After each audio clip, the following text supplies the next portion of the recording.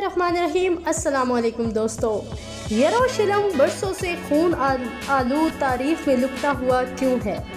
दुनिया की तमाम अक़वाम यरूशलेम पर क्यों लड़ रहे हैं? इस शहर में ऐसी कौन सी खूबी है कि इस शहर में कोई क़ारून का ख़जाना दफन है कि तमाम अक़वाम आलम इस पर लड़े जा रहे हैं?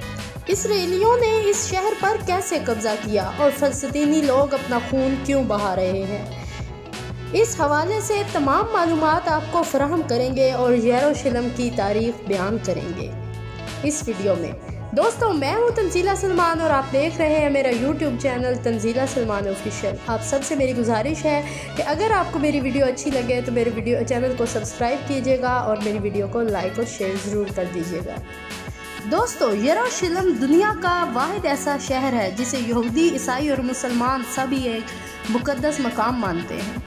बरतानिया को भी यरूशलेम के मुक़द्दस होने का इस कदर ख्याल था कि जब उस्मानियों को शिकस्त देकर वो इस शहर में बाब अल-खील से दाखिल हुए तो वो गाड़ियों और घोड़ों पर नहीं थे बल्कि उन्होंने पैदल चलने को तरजीह दी। ये वाक़या 17 दिसंबर 1917 का था जब तमाम ईसाई इस फतह का जश्न मना रहे थे। तमाम मसीह बरादरी के अखबार इन खबरों से भरे हुए थे और वो इस जश्न में मशगूल थे कि हमने यरूशलेम को आज़ाद करवा लिया है। दोस्तों, ये वो शहर है जो कई बार तख्ता ताराज हुआ, कई बार इस शहर की गलियां खून से तर हुई और कई जंगें लड़ी गई कि इन जंगों का कोई हिसाब भी नहीं।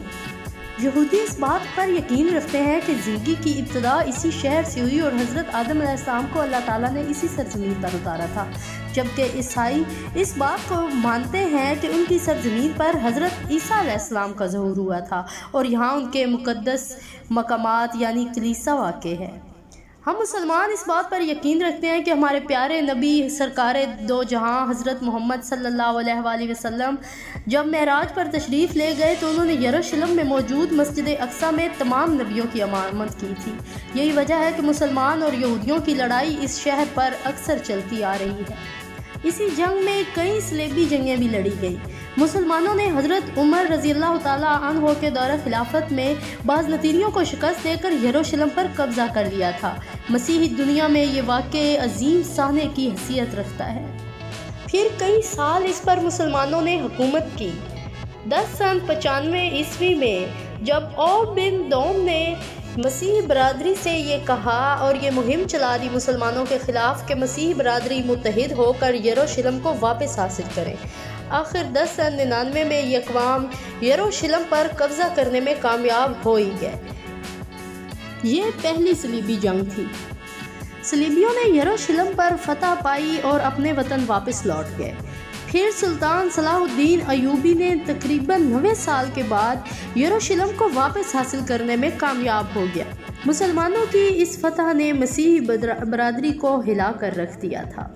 इसके बाद मसीह बरादरी ने कई जंगें लड़ी मगर वो यरूशलेम हासिल करने में नाकाम रहे। सन 1234 में ममलूक हुक्मरान ने यरूशलेम को मसीह के हवाले कर दिया मगर 15 साल बाद ही मुसलमानों ने इसे वापस हासिल कर लिया था।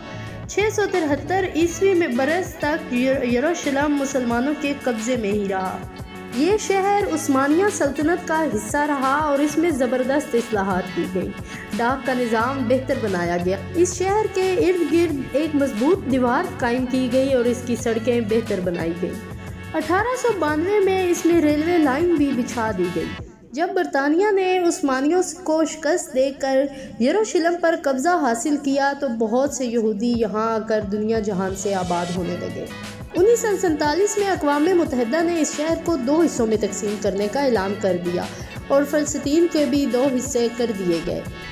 मशरक़ी हिस्सा फ़लस्तीनियों को और मग़रबी हिस्सा यहूदियों को दे दिया गया। 1948 में इसराइल ने आज़ादी का ऐलान कर दिया जिसकी वजह से अरब ममालिक गुस्से में आ गए और इसराइल पर हमले शुरू कर दिए जबकि हर हमला नाकाम रहा।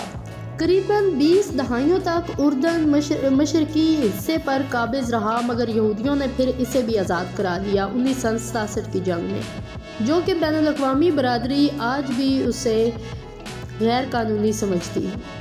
यहूदी कौम इसे अपना घर मानती है। इसराइल ने 1950 में ही इसे यरूशलेम को अपना दारुल हुकूमत करार दे दिया था जबकि डोनाल्ड ट्रंप ने हाल ही में इस बात की तस्दीक कर दी।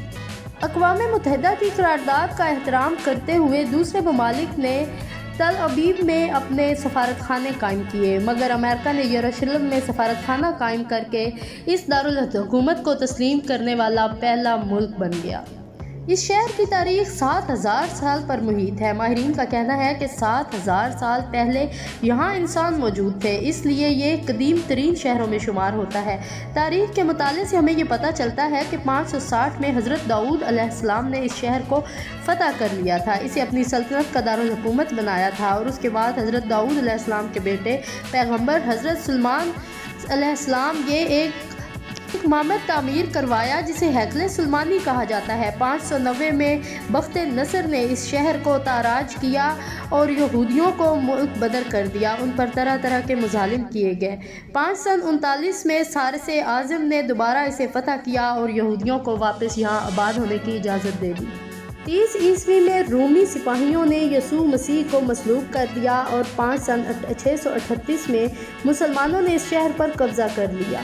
691 میں اموی حکمران عبد الملک نے ڈوم آف دا راکٹ تعمیر کروایا اور 10 میں مسیح نے اس پر دوبارہ قبضہ کر لیا۔